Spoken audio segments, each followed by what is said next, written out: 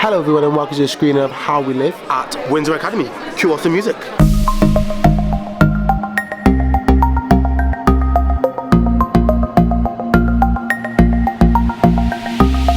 So, who am I speaking to? Well, my name's Mr. Hicks. I'm the Vice Principal here at the Academy. Jordan Hale. Jordan Hale, who plays Maka. Maka, yeah. What's your name? Imogen. Nice to meet you, Imogen. Okay, now Lynn? Reading. You had to think about it. Do you forget who you are? Yeah. Being a working actor, so many roles. Who am I again? This is Lucy that plays our main character. You didn't give me your name, by the way. And my name's Anne-Marie. Thank you. And I directed and wrote this with Peter Cox, who's there, and Phil Redmond's there as well. How long have you guys known each other? Oh, how long have we known each other? Well, I did 18 years on Brookie, and that finished in 2003, so... Yeah. I was there slightly before it, so it was Would you say you guys get on? 30 odd years. 30 odd years. 30 odd years! We've been together now. Got a song? Please don't ask for a song. No, that's not a song. No. You, I feel like you asked me, can you sing then? Oh, you can give us a song. Oh, yeah, okay.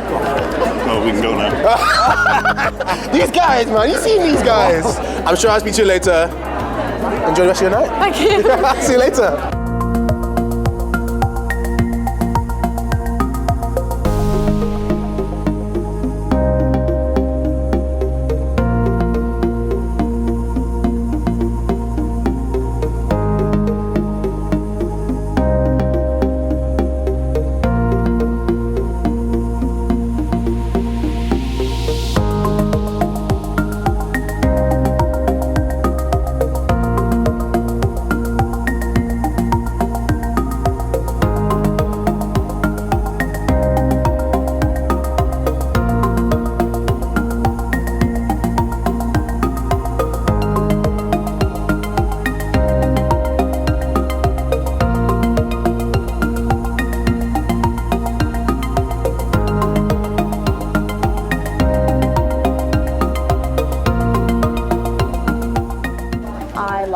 The one with Lucy and the Nan when she found out that she was sleeping at Maka's house. Yeah, okay.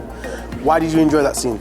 I don't know, it just felt really real and it was, she was kind of getting caught up in her lies and I can relate to that, you know.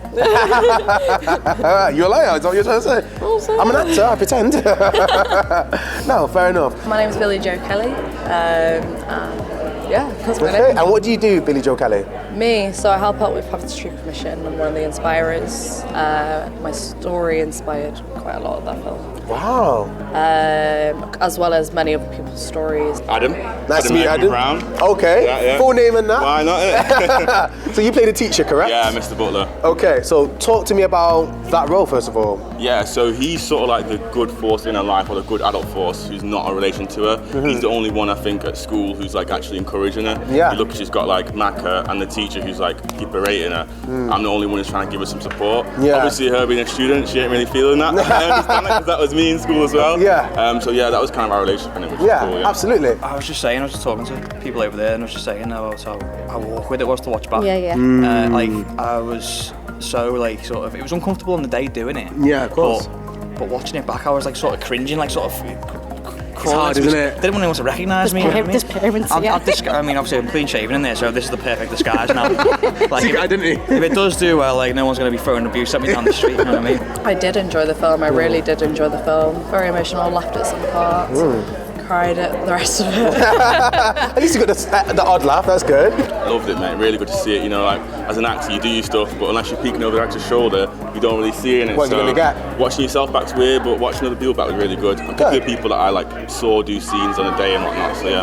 Fantastic. I loved being with great actors, and I loved being with people that cared about it, and amazingly getting gifted brilliant writer and editors and producers. That was brilliant. The interaction with the younger sister, the sort of holding the truth from her, trying to keep the world fluffy and nice to a younger infant child when the whole world is on the shoulders of someone that's still a child but still takes on that mother mantle.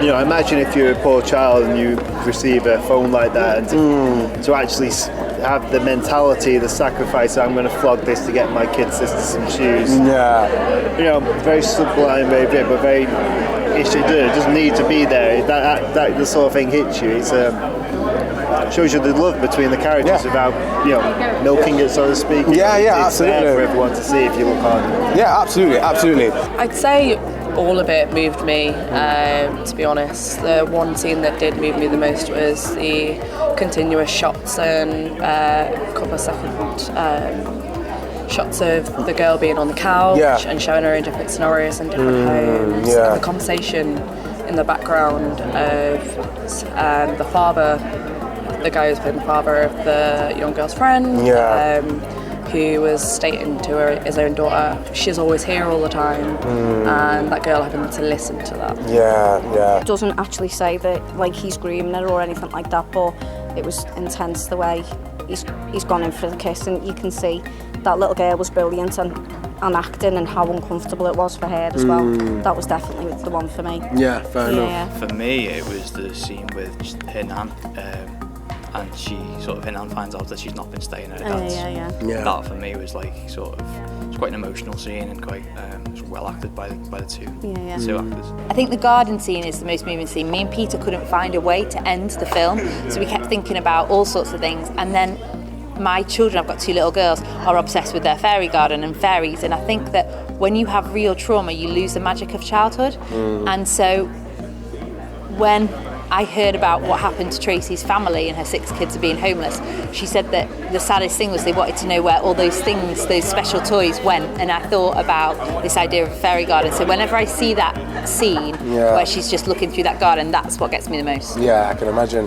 The way the story was carried, with the thought processes as you see it go along, you know, everything was subtly there, you know, whether the Harry Potter trip or the go to sixth form or the, you know, things that certainly as a kid I took for granted. They were always there for me. There was no desire for me to go out to work. And, this kid, you know, this is a genuine dilemma, and when he's sort of telling her in the flat, people like me and you have to work and everything, it's hard to escape that trap. The effect that can have on somebody is like extremely serious, because I know the effect that stuff like that had on me.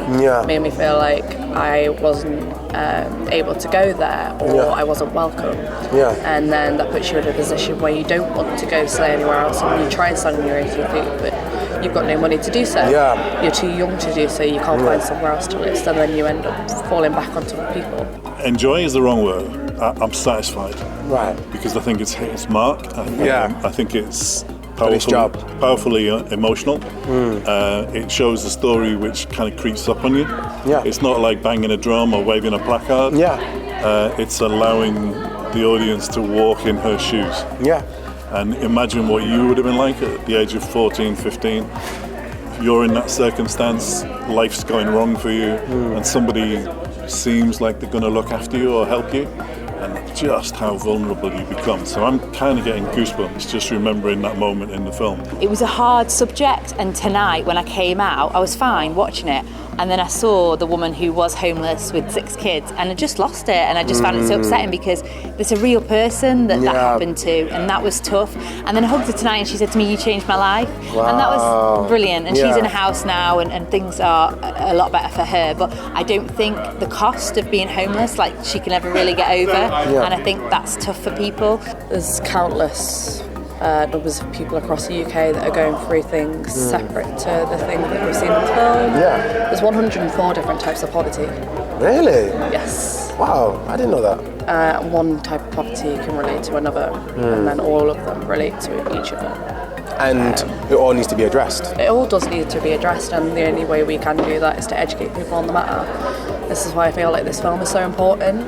Just by looking at one person's circumstances and putting that into the use of a character and putting that out there with a short film, you can educate people on the matter of that girl's character and what she's going through in her life. Like, for me, I don't mind saying this, by the way, for me, what I've gone through in life, I slept on a couch for 2.5 years. Wow. So to see that in a film was really hard hitting. I was like, finally somebody's talking about it and getting it out there and educating people on what it's like for a person that young to go through something like that. I know how much work it takes to make these things. I know the effort from the source material side of things. You know, to share your story in the world can be a tough thing if you're in a tough place in your life. Yeah. So I respect that, and I would always try and give my all with my skills and experience to try to give that person a voice that they wouldn't have in the world otherwise. I've done all the big film premieres, I've stood up in front of audiences and introduced things, I've done all that sort of stuff. And, you know, I think actually these events are much more powerful, you know, because you are actually within a local community that's found a way to fund something that affects their own local community. And they've all come in, they've engaged with it. I think they've gone away with a tool, and I hope that it will help them take the debate on. So, you know, you can leave all the kind of like, you know, the BAFTAs and the Leicester Square film premieres and all that kind of thing, because, you know, we do that for the living, we do that for, you know, the craft. This is all about, you know, sort of what it can actually make a difference. Yeah. Well, guys, this is the end of the How We Live premiere. I hope you've enjoyed the ups and the downs. There's been so much going on here, so many messages, and personally I found it motivating just to be involved. To everybody involved again, thank you very much. It's been a pleasure. Good night.